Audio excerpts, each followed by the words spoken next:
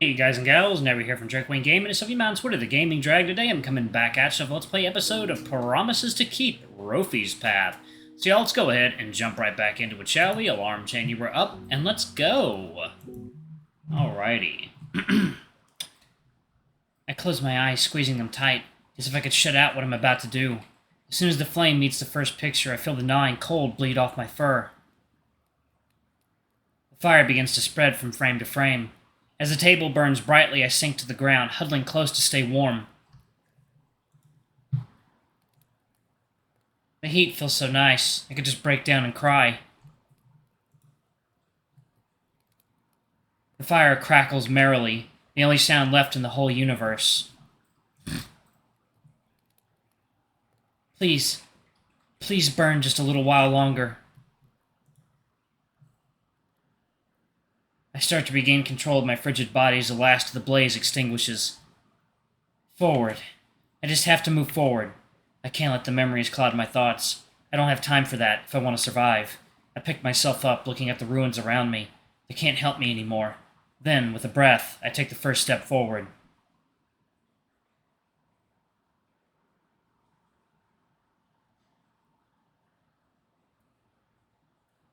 Damn. I stride slowly, each step taken with a cruel finality, as I distance myself from what could have been.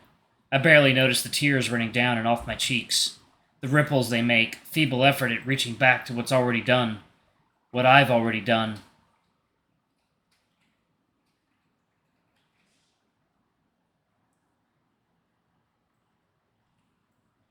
There's no going back.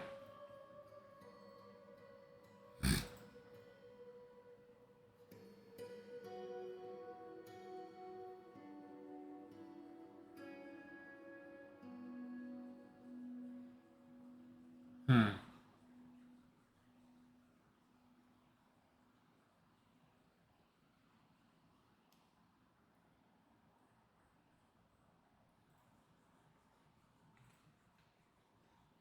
That was dark. Oh boy.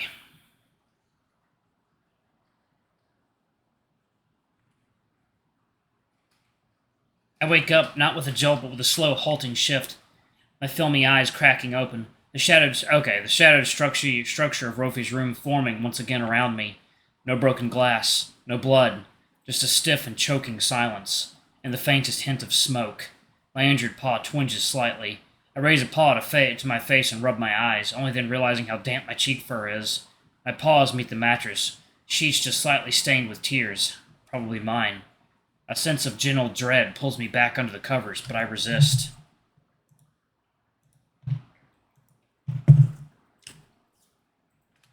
It's still dark outside. I shuffle about for my phone, my joints popping and crackling softly. Not quite 5 a.m. I shiver, suddenly racked by chills. Rofi must have moved while we slept. He lays now with his back to me, fuzzy shoulders rising and falling rhythmically.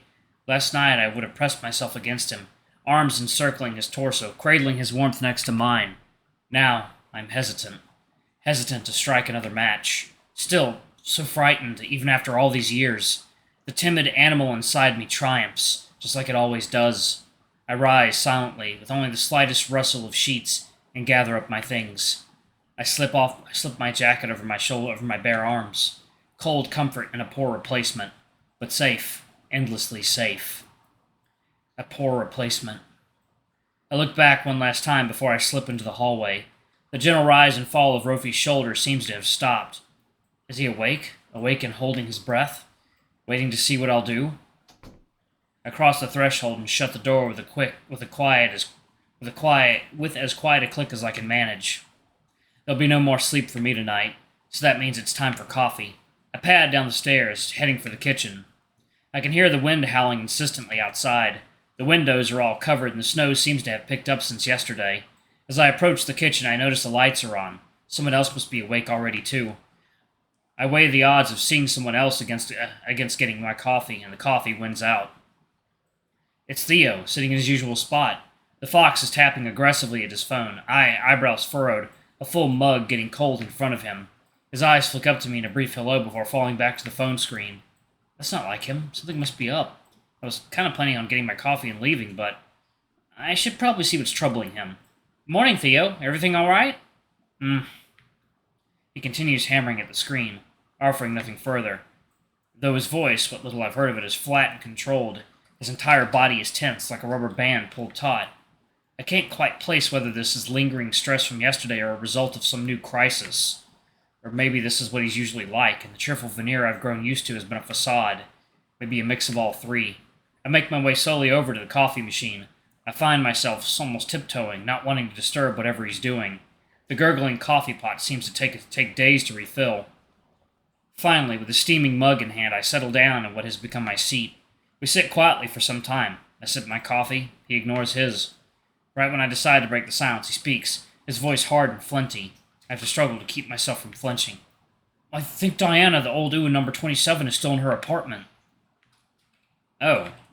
The table falls silent again, save for Theo's frenzied tapping. Are you talking to her now? No. If she even has a cell phone, we'll be dead by now. I'm talking to the fucking Robinsons in number 30.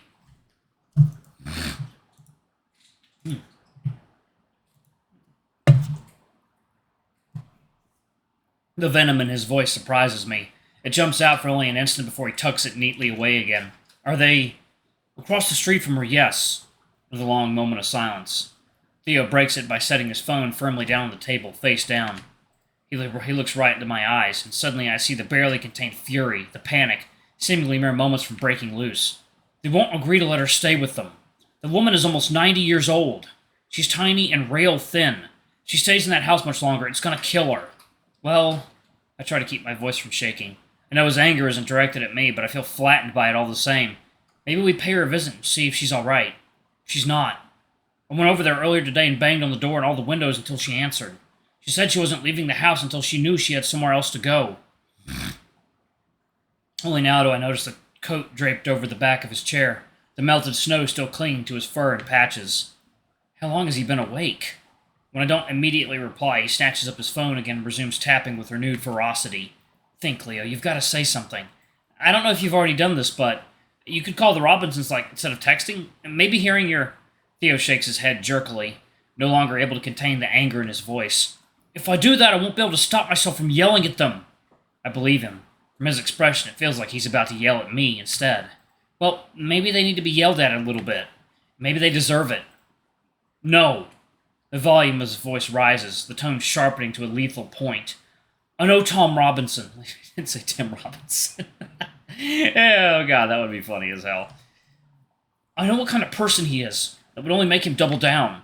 In fact, that's exactly what he's waiting for. The moment I start shouting at him, he'll take it as proof that he was right all along. Theo begins to tap his foot loudly on the floor, with such force that the table begins to shiver slightly. I rack my brain, trying to think of something else to suggest. I want to help, but I don't want to make him more upset. Well, what if we brought her here? I mean, I don't want to invite people to your house without your permission, but... Theo raises a paw and cuts me off sharply. You don't understand.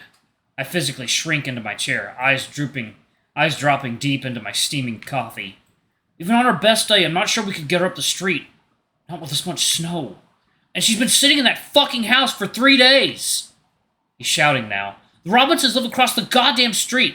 Given her condition, it would be a miracle if we could even get her there. And they won't open the fucking door. On the last word, he slams the table with a paw, and some lukewarm coffee splashes out of the forgotten mug. The room is very silent now. The kind of silence that only makes itself known after shattering noise. Theo shifts his gaze down to his brown-spattered paw.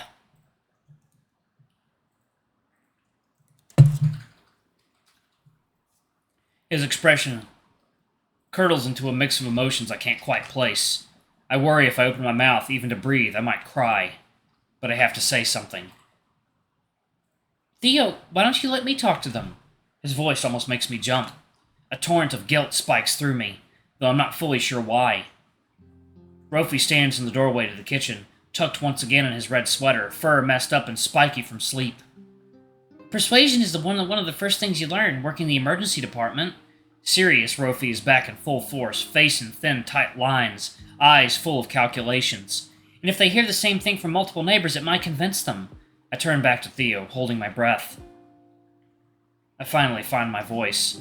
It's like you've been worrying about this all night. Let us take care of things from here, okay? Theo, you're clearly exhausted. We will let you know as soon as we have a plan, okay? We're gonna get her out of there, I promise. The moment that passes is one of the longest and quietest of my life. Okay. The word comes out as a sigh, some of the tension escaping along with his breath. I will leave it to you two. He slides the phone across the table towards me, touching it gingerly, as if it were a mildly dangerous animal. We'll keep you updated, Theo. Please, take a moment to rest.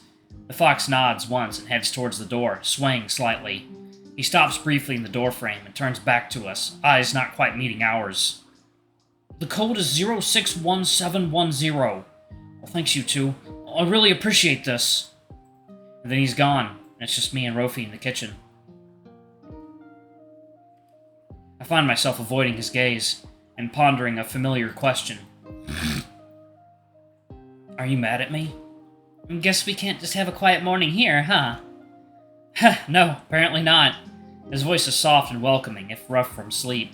I figured you might be down here getting water or something, but then I heard Theo from the stairwell. Yeah, I was planning on getting some coffee and coming back up, but... Was I? Is that true? But duty calls, right? Right. I can feel his eyes searching me, assessing my condition. I can do most of the talking if you like. I would appreciate that. Honestly, my nerves were still frayed from the dream, and Theo's outburst certainly hadn't helped. Rofi finds the text conversation with the Robinsons and hits the call button. He puts it on speaker and sets the phone back down on the table. It rings, and rings, until they finally answer. Yes? A gruff male voice, halfway to angry already. Good morning, sir. This is Rofi and Leo, two of your neighbors, calling from Theo's phone. Rofi's voice is clean, clipped, and professional. He's clearly done this many times. I know you and Theo have been in touch regarding a woman in number 27? He waits for the response. We have, yes. Grudging, non-committal, approaching annoyed. Excellent. I hope you'll pardon my interrupting your text conversation, but as a trained emergency responder at our local ED, I thought I'd step in and give my opinion. A physician assistant's opinion. He lets the last few sentences hang in the air for just a moment before continuing. As I'm sure you're aware, the temperature outside is well below freezing, even without wind chill.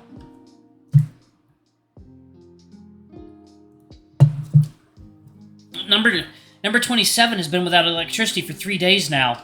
Realistically, the temperature inside that apartment is likely approaching the temperature outside. The woman inside is at a high risk for hypothermia and frostbite at the very least. At worst, she may not survive another day. With all this in mind, I would like to ask you a favor. Would you be willing to let her stay with you for a few days, until the power comes back on? Static.